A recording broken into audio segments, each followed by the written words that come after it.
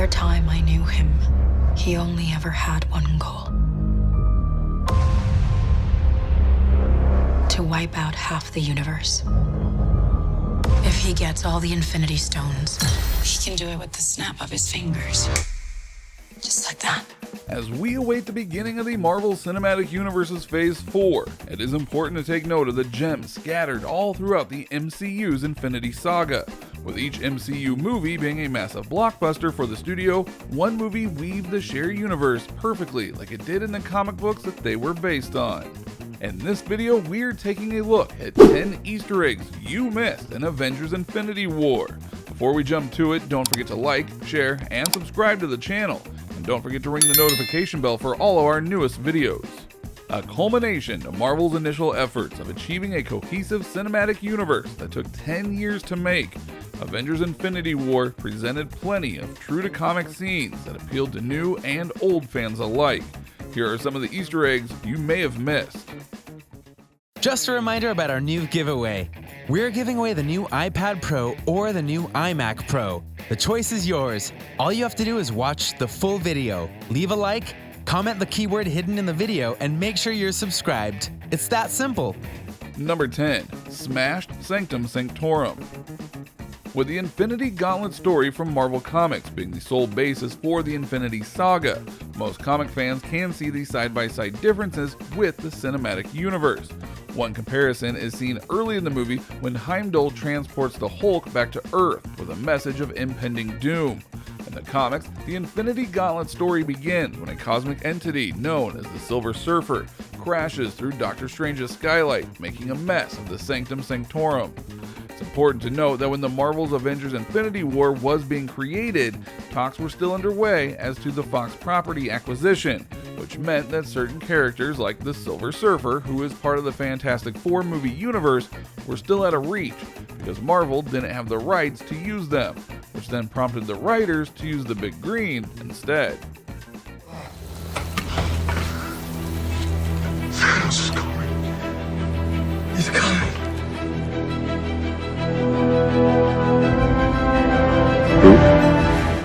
Number 9. The Cauldron of the Cosmos. In a scene with Tony Stark, Bruce Banner, Doctor Strange, and Wong, while talking about Ben and Jerry Stark raving hazelnuts and a hunk of Hulk of burnin' fudge, which we're still hoping becomes a real thing by the way, Tony leans on a decorative ornament by the stairwell. Now this wasn't just any old pot that Doctor Strange clearly got concerned about, it was the Cauldron of the Cosmos. Like many of the mystical items we got to see introduced by Doctor Strange, such as the Eye of Agamotto, the Book of Cagliostro, or the Staff of the Living Tribunal, the Cauldron of the Cosmos was an item used by Strange for pondering the immutable mysteries of the universe, or to glimpse into the depths of space to monitor mystical threats. Are you seriously leaning on the Cauldron of the Cosmos? In Marvel Team-Up number 112, Strange uses the Cauldron to see 20,000 years in the past, so it serves as a rustic time and space viewer of sorts. Number 8. Stormbreaker, Ultimate Mjolnir. With Thor's magical hammer shattered by his sister Hela in Thor Ragnarok, we find MCU's God of Thunder alongside Guardian of the Galaxy's Groot and Rocket, exploring where they find Eitri, who forges Thor his new god-killer weapon Stormbreaker, a half-hammer, half-axe blade, designed with some help from Groot's arm as a handle. Fans rejoiced when the God of Thunder found himself a new weapon in the battle against Thanos, but many got confused with the reference. You see, in the comics, Stormbreaker wasn't forged for Thor. It was built for a Corbinite-raced alien named Beta Ray Bill, who debuted in the Mighty Thor number 3037. Bill once defeated the Mighty Thor in battle, proving he was worthy to wield Mjolnir, and to appease the two, Odin stepped in to honor Bill by giving him his own mystical hammer, Stormbreaker. Bill, who was first referenced in Thor Ragnarok as an enormous bust honoring the character on the Grandmaster's Arena on Sakaar, he hasn't been seen in the MCU, but his hammer gives everyone hope that we'll see the horse-faced humanoid's future adventures in the galaxy soon. There are some too who question if it was really the hammer Stormbreaker that we see in the movie. Yes, it may be named as such, but many have pointed out that the one we see in the MCU looks very different in the comics that it's taken from. The original Stormbreaker is a round mallet and is much smaller than the movie version. This leads the comic fans to think that despite being named Stormbreaker, the design for Thor's new hammer is actually based on Marvel's Ultimate Universe, a different comic book universe where Thor is a mortal man who was reborn as a human after Loki invaded Asgard of the Ultimate Universe. Thor gets his powers by wearing a harness, a belt, and holds an Ultimate Mjolnir that looks completely like the Stormbreaker that we see in the movies. Even the overall look of Thor in Infinity War is based on Thor from the Ultimates, particularly the scene when Thor returns to Earth with Stormbreaker with the electrified bulbs on his vest, referencing the visual imagery straight from the alternate universe comic series. Number 7. Protocol 17A.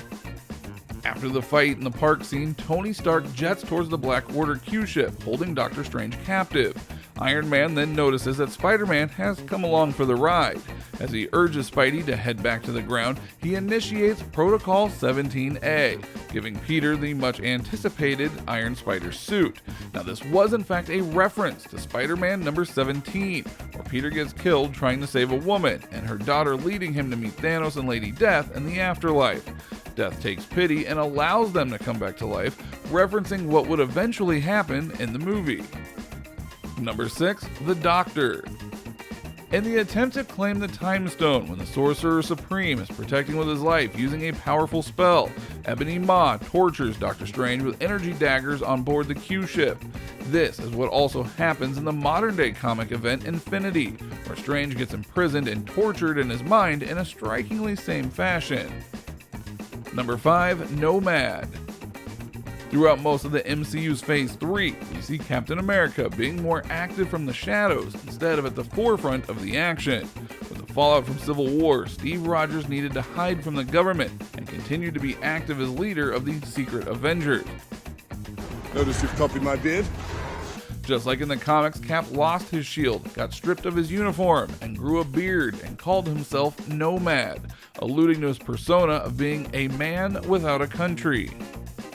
Number 4. Monochrome Vision. Throughout the film, the Avengers did all they could to protect Vision and retrieve the Mind Stone on his forehead without damaging the cybernetic android.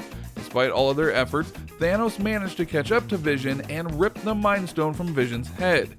As soon as the Mad Titan did this, Vision instantly goes limp and drains completely of color. The muted palette is actually how Vision looks in the late 80s to early 90s Avengers West Coast comics, with Vision losing his color after being dismantled and purging his emotional attachments to humanity. Number 3. Snatch. In the scene in Nowhere, when Thanos is interrogating the Collector as he tries to locate the Reality Stone, Thanos asks, "Where's the stone?" Where's the stone? This line is actually a clever nod to a British crime movie released in 2000 called Snatch. Benicio del Toro, the actor who plays the Collector, was also in Snatch as Frankie Four Fingers. In his opening scene, Frankie breaks into a diamond company and asks people, "Where's the stone?" Where is the stone? Except back then, it was diamonds he was looking for and not the Infinity Stones just yet. Number 2. Ribbons and Blocks. When one has a cosmic gauntlet with infinity gems that can literally make you the master of the universe, it can be quite challenging to think of ways to use them. Thanos sampled his creativity by bending reality in a very peculiar way towards his enemies.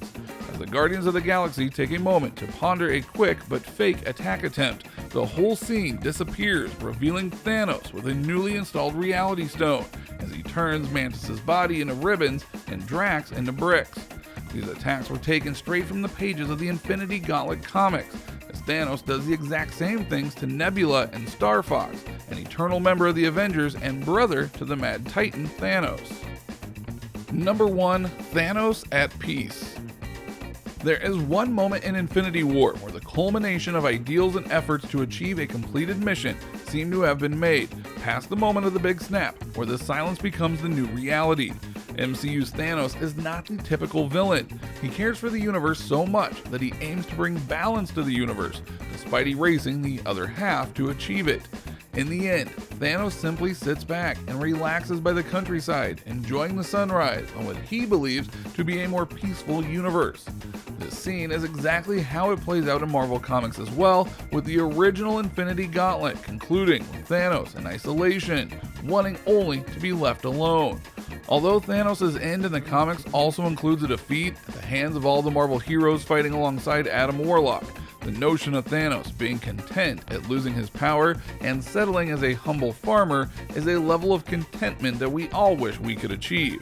But then again, we all know how it turned out for him, right? So what do you think about these 10 Easter eggs that you may have missed in Avengers Infinity War? We'd love to hear from you by placing your comments down below. Don't forget to like, share, subscribe, and ring the notification bell for more stories.